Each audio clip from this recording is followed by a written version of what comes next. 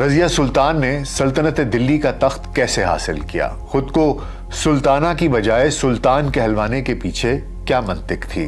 کیا رضیہ سلطان واقعی اپنے حبشی غلام کو دل دے بیٹھی تھیں؟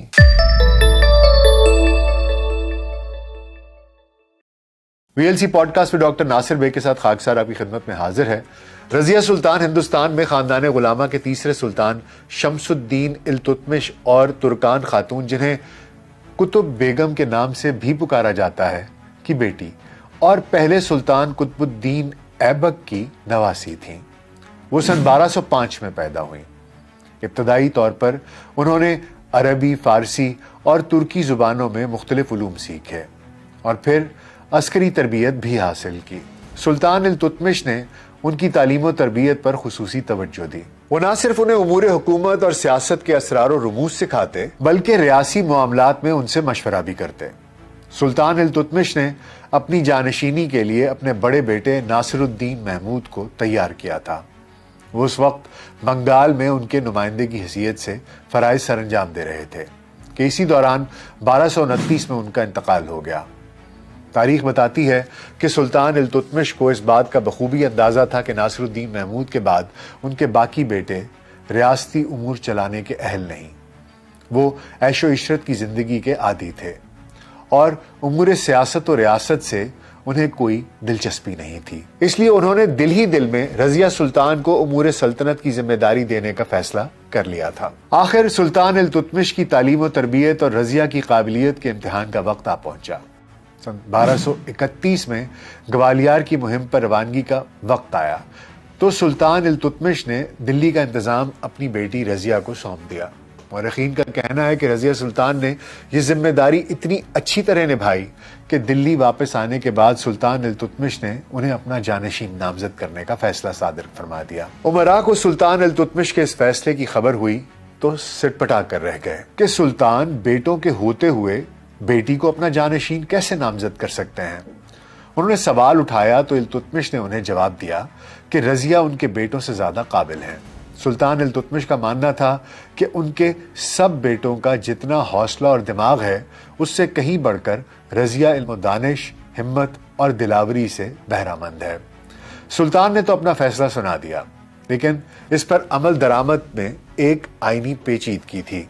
خاندان غلامہ کی حکومت دراصل 40 رکنی شورا چلاتی تھی، جسے ترکان چہلگانی کہا جاتا تھا۔ دستور کے مطابق بادشاہت کا منصب سنبھالنے کے لیے اس 40 رکنی کمیٹی کی تائید و توثیق ضروری سمجھی جاتی تھی۔ مورخین کا کہنا ہے کہ یہ 40 معتبر شخصیات التتمش کے بعد رضیہ کی حکمرانی پر متفق نہ ہوئیں۔ خود التتمش کی ملکہ اور رضیہ کی سوتیلی والدہ ترکان شاہ بھی رضیہ کے خلاف تھیں اور اپنے بیٹے رکن الدین فیروز کو ولی عہد نامزد کرنا چاہتی تھیں۔ سلطان کی وفات کے بعد محلاتی سازشوں نے زور پکڑا، جس کا نتیجہ یہ نکلا کہ 1236 میں رکن الدین فیروز ہی سلطان بنے۔ چند ہی مہینوں میں ثابت ہو گیا کہ حکومت چلانا ان کے بس کی بات نہیں اور اصل اقتدار دراصل ملکہ ترکان شاہ کا ہے، جو اپنے بیٹے کے اقتدار کی راہ میں حائل ہر رکاوٹ کو ختم کرنے پر تلی ہوئی تھی۔ ماں بیٹے کے مظالم سے بالآخر ترکان چہلگانی بھی تنگ آ گئے۔ ان کے صبر کا پیمانہ اس وقت لبریز ہو گیا جب رکن الدین فیروز اور ان کی والدہ نے التتمش کے بیٹے قطب الدین کو اندھا کر کے پھانسی دے دی۔ اس واقعے نے ترکان چہلگانی کے امراء میں بغاوت کا بیج بو دیا، یہاں تک کہ وزیر اعظم نظام الملک جنیدی بھی باغیوں سے جا ملے۔ ان باغی امراء نے متفقہ طور پر رضیہ کو سلطان التتمش کا حقیقی جانشین اور وارث قرار دینے کا فرمان جاری کر دیا۔ سلطان رکن الدین فیروز نے باغیوں کے وفادار تمام افسروں کو قتل کرا دیا۔ ان مقتول افسروں میں وزیر اعظم جنیدی کا بیٹا بھی شامل تھا۔ باغیوں کی سرکوبی کے بعد رکن الدین فیروز پھر عیاشیوں میں کھو گیا اور ریاست کے تمام معاملات اپنی ماں ملکہ ترکان پر چھوڑ دیے۔ ملکہ ترکان دراصل ایک ترک کنیز تھی۔ قدرت نے انہیں اختیار دیا تو انہوں نے اپنے اس اختیار کی بدولت ہر اس شخص کو نشانہ بنایا جس نے ماضی میں ان کی توہین یا حکم عدولی کی تھی۔ اس بے رحمی کے باعث رکن الدین فیروز کی حکومت غیر مقبول ہو گئی اور یوں رضیہ کے اقتدار کی راہ ہموار ہوتی چلی گئی۔ رکن الدین فیروز کو تخت پر بیٹھے ابھی 7 ماہ ہی ہوئے تھے کہ باغیوں کی سرکوبی کے لیے اس نے کوہرام کی طرف کوچ کیا۔ اس کی غیر موجودگی میں دلی میں ملکہ ترکان شاہ نے رضیہ کے قتل کی سازش رچائی۔ رضیہ کو اپنے مخبروں کے ذریعے ملکہ کے گھناؤنے منصوبے کی سنگن مل گئی۔ جمعہ کا دن تھا اور رضیہ مظلومیت کی علامت یعنی سرخ لباس پہنے جمعہ کے اجتماع میں پہنچ گئی، جہاں اس نے شرکاء سے پرجوش خطاب کیا اور خود پر ڈھائے جانے والے مظالم سے شرکاء کو آگاہ کیا۔ رضیہ کی تقریر نے دلی میں آگ لگا دی۔ لوگ اس قدر مشتعل ہوئے کہ انہوں نے ہجوم کی صورت شاہی محل پر دھاوا بول دیا۔ یوں دلی کے عوام کی طاقت کے بل پر دلی کے تخت پر پہلی بار 1236 میں ایک خاتون رونق افروز ہوئی۔ رضیہ سلطان نہ صرف بر صغیر بلکہ پورے جنوبی ایشیا میں پہلی خاتون حکمران تھیں۔ تاریخ کا سبق ہے کہ تخت نشین ہار جائے تو اس کی اگلی منزل تختہ ٹھہرتی ہے۔ سلطان رکن الدین فیروز اور ملکہ ترکان شاہ کا انجام بھی یہی ہوا۔ دونوں ماں بیٹا کو ایک ہی روز تختہ دار پر لٹکا دیا گیا۔ خوش قسمت رضیہ سلطان کو ایک اعزاز یہ بھی حاصل ہے کہ سلطنت دلی کی تاریخ میں پہلی بار دلی کے عوام نے جس فرد کو اپنے حکمران کے طور پر چنا وہ خاتون تھی۔ رضیہ جب تخت افروز ہوئیں تو انہوں نے خود کو سلطان کہلوانا پسند کیا۔ وہ کہتی تھیں کہ سلطانہ کا مطلب ہے سلطان کی بیوی، یعنی وہی دوسرا درجہ، جبکہ میں تو خود سلطان ہوں۔ اسے عشق و محبت کے قصوں سے سخت نفرت تھی۔ انہوں نے حکم دے رکھا تھا کہ ان کے سامنے کبھی محبت کی کہانی نہ سنائی جائے۔ ان کا کہنا تھا کہ وہ بزدل اور نکما نہیں بننا چاہتی۔ خود کو مردوں کے برابر ثابت کرنے کے لیے وہ ایسا لباس پہنتی تھیں کہ جس میں ان کا پورا جسم چھپا رہے سوائے چہرے کے۔ کہا جاتا ہے جب وہ دربار میں بیٹھتی تو سر پر تاج کی بجائے پگڑی اور چوغا پہنتی۔ اپنی حکمرانی کی ابتدا میں انہوں نے اپنے والد کے نام کے سکے جاری کیے۔ جب ان کے نام کے سکے بنے تو ان پر 2 قسم کی تحریریں کندہ کی گئی تھیں۔ ایک تھی سلطان جلالت الدنیا والدین اور دوسری تھی السلطان المعظم رضیۃ الدین بنت سلطان۔ رضیہ سلطان نے اپنے دور میں عوام کے لیے بے شمار فلاحی کام کیے، کنویں کھدوائے، درخت لگوائے، مدارس قائم کیے اور امن عامہ قائم کیا۔ ان میں ایک خوبی تھی کہ وہ کسی بھی مسئلے میں جلد فیصلہ لیتی اور مجرموں کو سخت سزائیں دیا کرتی تھیں۔ ان کی سیاسی سوجھ بوجھ اور پالیسیوں کے سبب فوج اور عوام ان کی گرویدہ تھی۔ جنگوں میں بھی پوری مستعدی کے ساتھ شامل ہوتی اور ہر اٹھتی بغاوت کو انہوں نے کامیابی سے ختم کیا۔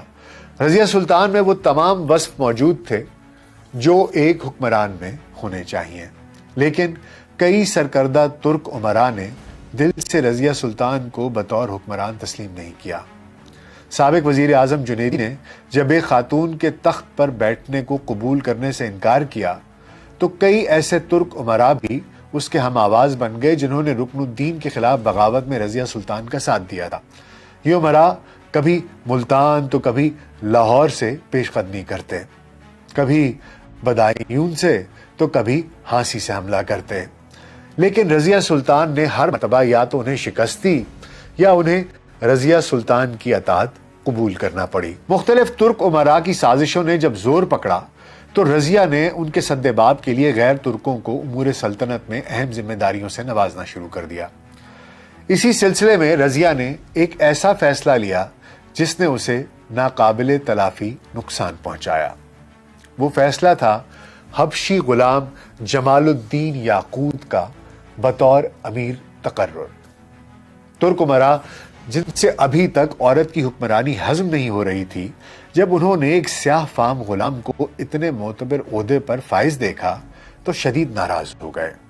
پھر ملک کے طول و عرض میں ایک افواہ پھیل گئی، رضیہ سلطان اصل میں یاقوت کو پسند کرتی ہیں۔ یہ محض افواہ تھی یا حقیقت؟ تاریخ سے اس سوال کا 2 ٹوک جواب نہیں ملتا۔ مورخین بھی اس افواہ کے حوالے سے کافی اختلاف پایا جاتا ہے۔ ایسے حالات میں 1238-39 میں لاہور کے گورنر ملک عز الدین کبیر خان ایاز نے رضیہ سلطان کے خلاف بغاوت کا علم بلند کر دیا۔ رضیہ نے اپنی فوجوں کے ساتھ پیش قدمی کی تو وہ سدھرا بھاگ گئے۔ چونکہ سدھرا سے آگے کا علاقہ اس وقت منگولوں کے زیر اثر تھا، اسی لیے عز الدین کو ہتھیار ڈالنے پڑے۔ رضیہ سلطان نے ایک باغی سے نرمی کا برتاؤ کیا، لاہور ان سے لے لیا اور ملتان کا اقتدار انہیں تفویض کر دیا۔ ان دنوں بھٹنڈا، جسے کہ اب بٹھنڈا کہا جاتا ہے، کہ حاکم ملک اختیار الدین تونیہ تھے۔ ایک زمانے میں التونیہ نے رضیہ کے لیے شادی کا پیغام بھیجا تھا، لیکن انہوں نے انکار کر دیا۔ جب التونیہ کو رضیہ اور یاقوت کے جھوٹے سچے قصوں کا پتہ چلا تو اس نے جل بھن کر بغاوت برپا کر دی۔ رضیہ سلطان نے التونیہ کا سر کچلنے کے لیے دلی سے نکل کر لڑنے کا فیصلہ کیا۔ وہ اس بات سے بے خبر تھی کہ فوج کے چند عناصر نے التونیہ سے ساز باز کر رکھی ہے۔ جنگ شروع ہوتے ہی ان آستین کے سانپوں نے رضیہ کی آنکھوں کے سامنے یاقوت کو قتل کیا اور رضیہ سلطان کو گرفتار کر کے ملک التونیہ کے حوالے کر دیا۔ یوں رضیہ کا 3.5 سالہ دور اپنے اختتام کو پہنچا اور دلی کا تخت رضیہ سلطان کے سوتیلے بھائی بہرام شاہ کے قبضے میں آ گیا۔ بہرام شاہ کے آتے ہی حقیقی اقتدار ایک مرتبہ پھر ترکان چہلگانی کو مل گیا۔ ان ترک امراء نے التونیہ سے جو وعدے وعید کیے تھے وہ بھی پورے نہیں کیے۔ التونیہ کو جب یقین ہو گیا کہ رضیہ کو تخت سے ہٹانے کا اسے تو کوئی فائدہ نہیں ہوا، تب اس نے رضیہ کی حمایت کا اعلان کر دیا۔ پھر دونوں نے شادی کر لی اور تخت کے حصول کے لیے مشترکہ جدوجہد شروع کر دی۔ التونیہ نے آس پاس کے زمینداروں، نوابین اور سپاہیوں سے رابطے کیے اور ایک لشکر کھڑا کرنے میں کامیاب ہو گیا۔ 1240 کو ملک التونیہ اور رضیہ سلطان کے لشکر کا بہرام شاہ کی فوجوں سے ٹکراؤ ہوا۔ گھمسان کی جنگ ہوئی اور رضیہ سلطان کو شکست ہو گئی۔ ملک التونیہ اور رضیہ بڑی مشکل سے جان بچا کر میدان سے بھاگے اور زخموں سے چور بھاگتے بھاگتے کیتھل یعنی کرنال پہنچ گئے۔ وہاں چند مقامی افراد نے انہیں کھانے پینے کا کچھ سامان دیا اور اگلے ہی روز اسی جگہ ان دونوں کی لاشیں ملی۔ انہیں کس نے اور کیوں قتل کیا، اس پر تاریخ کے اوراق میں کوئی حقیقی شواہد دستیاب نہیں ہے۔ قیاس کیا جاتا ہے کہ جن لوگوں نے انہیں کھانا فراہم کیا انہوں نے ہی قیمتی لباس اور زیورات کے لیے دونوں کو قتل کر دیا۔ رضیہ سلطان اور ملک التونیہ کی قبریں کیتھل کرنال میں ہیں، دلی میں ہیں یا پھر کہیں اور۔ اس حوالے سے بھی متضاد آراء مشہور ہیں۔ 14ویں صدی کے سیاح ابن بطوطہ نے لکھا ہے کہ رضیہ کا مقبرہ زیارت گاہ بن گیا، اس پر ایک گنبد بنا دیا گیا اور اب لوگ اس سے برکت مانگتے ہیں۔ سر سید احمد خان کی کتاب آثار الصنادید میں مقبرہ رضیہ سلطان بیگم کے عنوان سے لکھا ہے کہ شہر شاہجہاں آباد پرانی دلی میں بلبلی خانے کے محلے میں ترکمان دروازے کے پاس ایک ٹوٹی سی 4 دیواری اور پھوٹی سی قبر رضیہ سلطان بیگم بنت سلطان شمس الدین التتمش کی ہے، جو خود بھی چند مدت تخت پر بیٹھی۔ 2 قبروں کے اس مقام کو رجی سجی بھی کہا جاتا ہے، گویا ایک قبر رضیہ کی ہے اور دوسری ان کی بہن شازیہ کی۔ آرکیولوجیکل سروے آف انڈیا کے مطابق بھی جنوبی ایشیا کی پہلی خاتون حکمران کی آخری آرامگاہ دلی کے علاقے بلبلی خانے میں ہی ہے۔ محققین اس امر پر متفق ہیں کہ رضیہ سلطان ایک ایسی عورت کی شاندار مثال ہیں جو جدید اسلامی معاشرے سے پہلے کے دور میں اقتدار میں آئیں۔ انہوں نے ایسے ماحول میں دلی پر حکومت کر کے دکھائی جب خواتین کے پاس اختیار حاصل کرنے کے راستے انتہائی محدود تھے۔ امید ہے آپ کو آج کا پوڈ کاسٹ پسند آیا ہوگا۔ اپنا بہت خیال رکھیے گا۔ شکریہ۔